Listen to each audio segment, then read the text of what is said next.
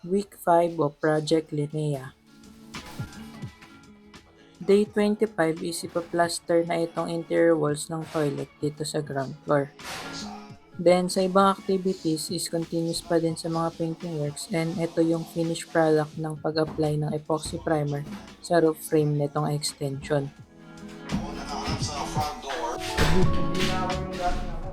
Then ito na siya, at the end of the day is natapos naman lahat ng target activities.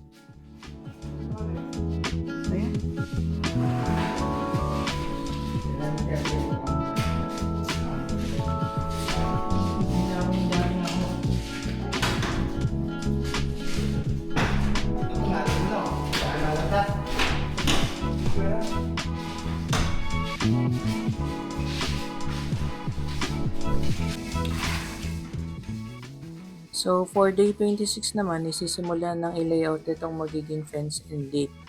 And later on is magsisimula ulit maghukay para sa mga foundation nito.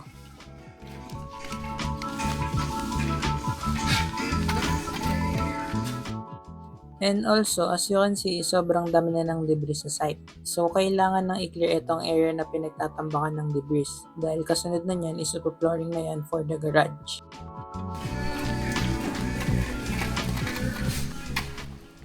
So, eto nga, tinabutan na ng ulan ng pag-hukay ng footing and wall footing ng fence. Then, eto naman yung update sa paghahauling namin ng mga debris. And continuous pa din itong tiling work sa toilet dito sa second floor.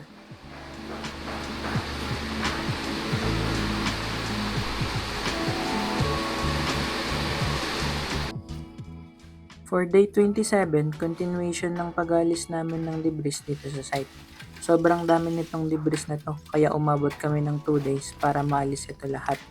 And meron pang mga ilan-ilan na dapat itapon galing naman sa foundation dito sa fence.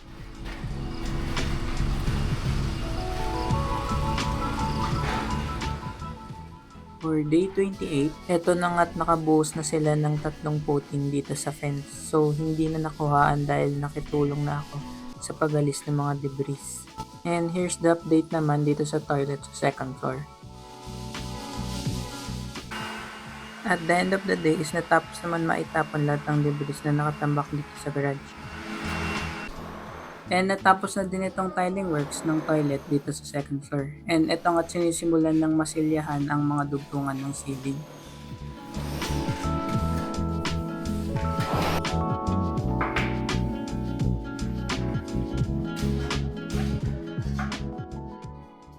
Day 29 naman is ito at i-fix na ang hamba ng pinto ng CR.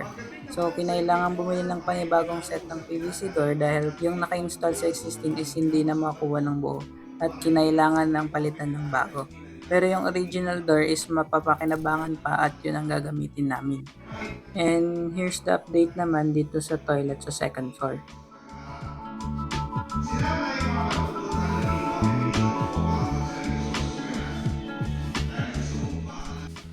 Then dito naman sa extension is nailatag na ang long span and insulation. So may additional na tie wire support itong insulation para hindi ito magsag.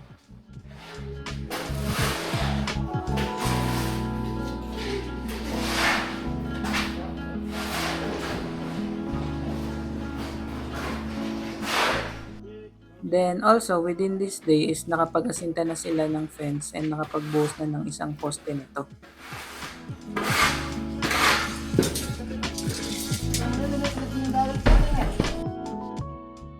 And then dito naman sa toilet is nakapag-primer na ng ceiling.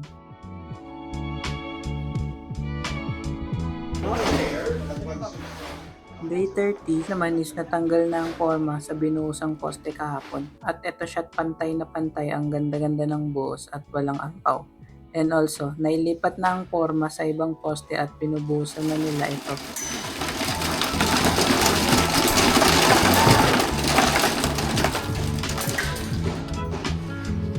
Marami sa amin ang hindi naniniwala sa mga tawag talaga at kwento sabi niya, mamaya na lang At dito naman sa gilid ay sinisimulan ng bakalan ng bubuhos ang flooring ng garahe. kaya daw basahin, di ba, pang future. Then, etong at binubuhusan na to. Pero inabutan kami ng ulan kaya naglagay kami ng blue sack para matapos ang buhos ng slab. Ang ganda-ganda.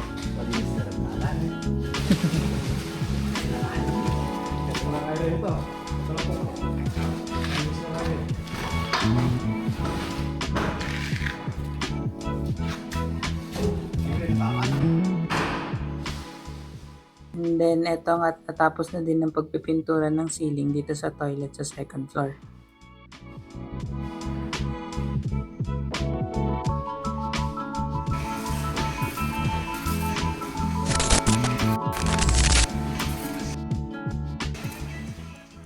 Here at day 31 naman is continuous pa din sa pagpuporma at pagbubuhos ng mga poste dito sa fence.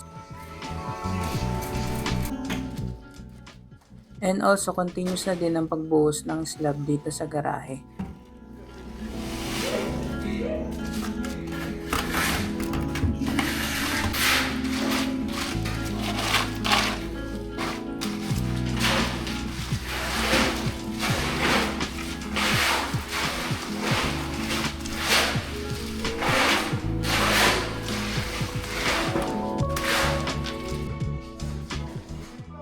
Then this day din is natapos na ang pag-framing ng office at pagbo-board up nito at nailagay na din ang hamba ng pinto.